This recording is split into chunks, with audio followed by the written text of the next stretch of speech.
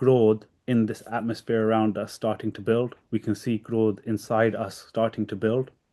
And then we can live in a different state of mind that allows us to understand how to deal with growth or how to deal with the consequences of uniting with growth at that time. So this kind of the objective of why we're all here for the next few sessions, essentially. So we start at point one, understanding anger. Let's look at the comparisons between Gurbani and also society and how we've been brought up, especially folks in the Western society. And I think the mind in both scenarios, whether it's talking about Gurbani or whether talking about psychology or society and our kind of psychological societal influence on our mind, the mind itself is an extremely powerful object. So let's look at it from the Gurbani perspective. From Gurbani, it says the mind is a Jyotsrup. Jyotsrup is part of Such. So if the mind's a small part of Such meaning God, then that's a very powerful entity. It's a very powerful thing.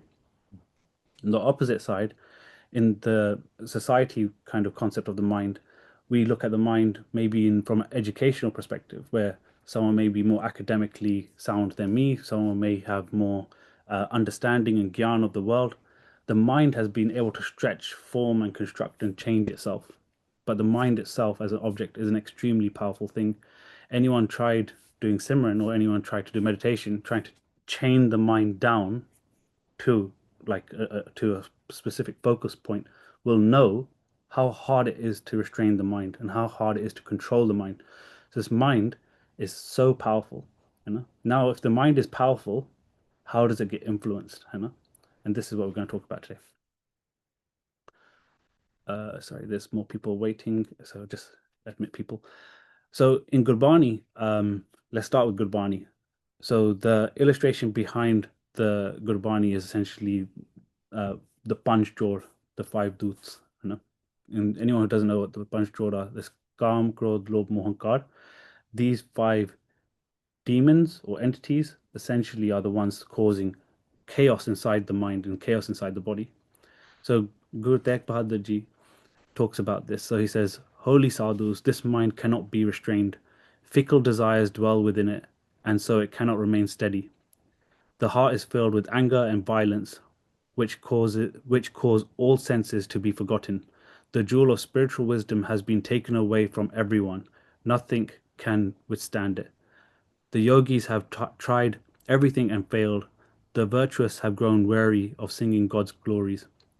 So in this, it's very interesting because what you're starting to read is everything about anger, everything about this concept of violence comes from inside us. It's all inside and come from inside out. And the experience that we have with anger is talked about as a separate entity, a separate thing that's giving us this anger. And what's interesting is this jewel of spiritual wisdom has been taken away. We're so indulged with anger, we're so indulged with this violence that's actually perforated the heart. Yeah, this poison of anger. So anger is a type of poison. It's perforated the heart, and all the gyan, all that knowledge has gone away. Sorry, I'm constantly admitting people. Um, so Gurbani tells us one thing, that this krodh, it comes from inside. It's a anger and a violence that comes from within and comes out of us. It changes our mindset. But the blue dots are kind of looking at what does society say. Society, this is where I think some confusion starts to kind of break our foundation of understanding. Is society says that anger is actually a natural reaction. It's totally fine. Anger sets you up for fight or flight responses. It's a healthy response to be angry. Sometimes it's good to get it off your chest. Um, it's needed for battle and protection of other people. You need to get angry to be able to go into battle. It's important for being able to communicate. So if I want to communicate with someone, and it's really important, I need to get angry for them to understand that I'm saying something. And all these things form part of human nature. This is something that we all struggle with. So when Gurbani talks about um, the heart being filled with anger, and it's because you've forgotten such, and all that spiritual wisdom has gone away. And on the other side, it says actually this is just part of who we are. This is a normal part of being human. So this is something I think we should address before we go into the Gyan of Gurbani. So on the so in Gurbani it says the real reason of anger is simply because there's internal imbalance. And this internal imbalance concept comes into everything. So whenever we try to control the mind, whenever we try to do Simran, whenever we try to even control our breathing, how we have to balance our breathing, all of these concepts are always talking about balance. So we get angry when there's internal imbalance. Yeah. And some of the things that help us become imbalanced or cause imbalance is this concept of ego, I, me, my, this identification of the ego leading to having expectations. And when those expectations aren't met, it leads to some level of anger or upsetness. And then another side, there's a concept of having desires where I may desire my children to go to the best school, but they didn't get into that school. So from that, frustration starts to build and anger starts to build. Or duality where I see myself as separate from everyone else. Even like me and my brother, I see myself separate from my brother, and therefore when he does something, I get upset. But if I see myself as part of my brother, part of my family, then we do things together. All of these things that cause the imbalance, that ruckus between Rajogun and Tamagun. And please, if you haven't learned about Rajogun and Tamagun, we'll go over that in more detail in a different. There's a videos about that already, but it's important to understand that. But this duality or this kind of imbalance is the most important thing to be focused on and make sure that you have, um, I'd say, managed all times in order to protect how your mind is thinking. So this is all influenced by the Panchjor, and they work together to create situations and to create feelings, to create emotions that adapt how you behave. And when you spend so much time with the Panchjor, you start to actually adopt their language, their expressions, and their perspectives. So you become like them. So where's anger come? Where does it come from? So these are all the concepts we need to know before we start looking at anger. So anger itself is part of something called Bhavsagar. Bhavsagar exists inside the body and it also exists outside the body. Bhavsagar is the area where Waheguru has given all control to Kal. And inside Bhavsagar, you got three huts, Satugun, Rajugun, and Tamugun. Keye Eteri Sab Maya, which essentially says if your mind is playing inside any of these huts, Satugun, Rajugun, or Tamugun, then you are inside Maya. You're not with Sach. You're outside of Sach. You're with Maya. You've gone outside of Hukum. Now, where is anger or Krodh inside this? So we've highlighted it. Krodh is inside Tamogun, which is the worst hut. It's called Big Sagar, ocean of poison. So anytime we take something or spend a swas in Tamogun, spend our time there, we are essentially swapping our swas for poison. Anything inside that list, Kam, Krodh, Lobh, Mohankar, all of these things are poison. So we've got to understand if you eat poison as a healthy human being, you become sick. You become sick, you become weak. So this is what we're doing with our mind. We spend time, we spend our swas in these areas, swap it for poison. The mind's now becoming influenced from poison. It becomes sick, it becomes weak. You know? So we've got to recognize what we're doing. So it's very important to know, okay, there's Gurbani's view of of Krodh, and then there's the psychological view of Krodh, and there's knowing where it came from according to Gurbani. But we're going to look at this in even more detail. So it's really important to know Krodh is from Tamogun. But if you have not seen this diagram before, please, please, please, there's another video that talks about Liv Tat Do Rahe Hukmi Kar Kamai, which just talks about Liv the Rasta, which you can see there, and Tat the Rasta, and what each of these areas mean and how we spend our swas in each of these areas. Very important to spend time understanding this model. Yeah. So let's look at understanding the two. What can we compare between Gurbani and psychology? And the reason why we're doing this exercise is because we are so conditioned to understanding anger inside the context of society, inside the context of education that has been given to us around what does anger mean. So we've created small little chart, well, a grid table here just to kind of explain things. So, comparison of Gurbani and psychology around what is anger. So, in Gurbani, it talks about anger being one of the panch jor that report into Kal. Yeah. So, this thing or this entity is subtle, which means it's inside us. Yeah. It's inside everyone. It also acts independently, meaning that my thoughts are not the thoughts of Krodh.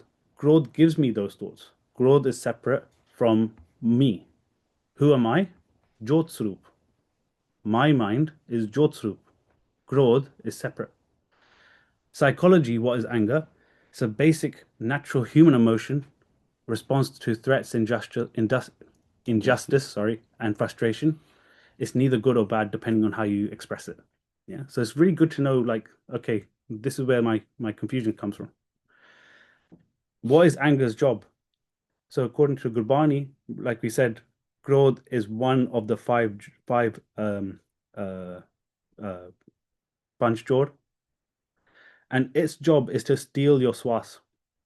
Remember, we're spending swas in Satagun, Rajagun, and Tamagun. Its job is spend that swas with me. Spend your time with me, being anger. Spend as much time as you can with me. The more time you're spending with me, the less time you have to remember such, the less likely you are to meet such, more likely I am to win this kill and you are to fail at this kill. So it's very important to understand this is anger's job according to Gurbani.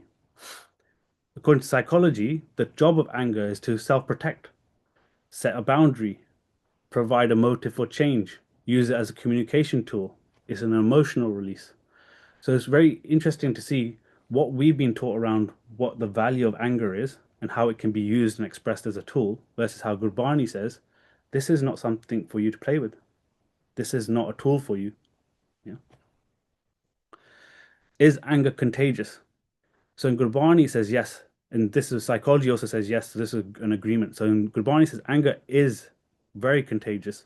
So as I get angry and I start to speak loudly and start to jump around the house with anger, it'll raise anger inside my brother. He'll also speak back to me angry, and he'll start to jump around the house being all upset. Now, what's happened? My anger, Krodh, because I'm Jyotsrup. He's Jyotsrup. You're all Jyotsrup. My Krodh has put my mind to sleep, my Jyotsrup to sleep, and my Krodh is speaking. His Krodh is also speaking back. So now you have Krodh speaking to Krodh, Krodh listening to Krodh. And this is how the cycle starts to roll, moving from anger into significant rage. Psychologists call it emotional contagion, where one person's emotion spreads to others, and our brains start to mirror each other's kind of chemical imbalances and neurons, it says here. So is anger useful? Sorry, is anger useful? So in Gurbani says no, anger is not a useful tool to be used because it's so easy to corrupt this anger, and it says rather being anger, so it's being in anger, it's more important to have um, an intellect that can discern situations. Yeah. So do not start to be angry. This value, there's very little value in the emotion or the feeling of anger. Whereas in psychology it says yes, it's good because it prepares your body for fight or flight situations, and it prepares you for actions, strengthens some type of communication, but it can be damaging and hurtful to relationships or others. Yeah. So it depends how you use it according to psychology. So this comparison kind of page, all it was here to do was to tell us kind of this is what we've learned in society and school, and from Gurbani perspective, this is what we've learned from Gurbani. And I think having both on a page really helps us understand why am I doing these things versus what's Gurbani saying and where is it that I need to balance myself.